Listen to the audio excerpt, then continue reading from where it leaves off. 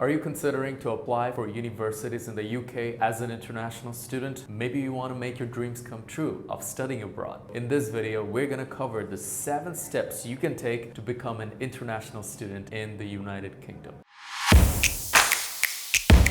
What's happening, everybody? My name is Z and I make helpful videos for students just like you who want to study abroad. You will find all sorts of helpful content around being an international student in Canada, UK, Australia, and the USA. If you want to surround yourself with my content, I make podcasts, which you will find the link here. I make vlogs, which you will probably find the link here or down below. Then I also have a company which helps students like you to study abroad, and we help you with your entire admission, visa, and career development process once you move abroad. So if you want to find those links, check them out in the description below. And don't forget to follow me on Instagram as well. In this video, I'm going to literally guide you through step by step as to what you can do to become an international student in the UK without avoiding any costly mistakes. Starting with number 1, why should you even study in the UK? Studying in the UK is very beneficial for students who don't want to be traveling way too far, but more importantly, maybe you don't have time for countries like Canada, as they require a lot of time for preparing your documents, specifically your financials. Plus, studying in UK is actually very convenient because you could literally apply just 3 to 4 months before your desired intake and be able to get all your admission and visa work done. And you don't even have to show a lot for your financials the way you have to do it for countries like Canada. So it can be very cost effective and convenient for lots of international students. If you're thinking maybe what are the post-graduation opportunities that you have, yes, it does get a little complex when it comes to UK, but you can always credit transfer after. Maybe you do your undergraduate in UK and then you move to Canada for your master's. Number 2, once you actually figure out why you should study in the UK, it's time to look into you. Research your heart. What does your heart want? Why do you want to actually study abroad? Set that objective. Are you just trying to move abroad just because it's a hobby? Because if that's the case, you are gonna be crushed when you move abroad, because it's extremely challenging for someone to move continents away from family, build a life all by themselves. Even if it sounds exciting, it's extremely challenging. So if you're not super determined and driven and motivated and committed to make sure that you stand out and put in the work to become successful as an international student, things are gonna become very tough for you. So ask yourself,